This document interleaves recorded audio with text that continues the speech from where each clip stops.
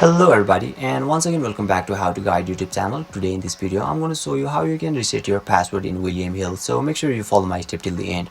First of all, you need to search for William Hill in Google. Now right after that you'll be able to see a link at top on in the screen where you just need to click on it and you will be redirected to the official page of William Hill where you can see login option at top right corner. You just simply need to click on it and you will be redirected to the official login page where you can see forgot your login details option. Just click on it and you will be able to see another section where it is asking us for our email address or username. You just simply need to enter your email address here and click on send password reset link shown in the screen and you will be able to receive your reset password link, and once you tap on it you will be able to reset your password successfully.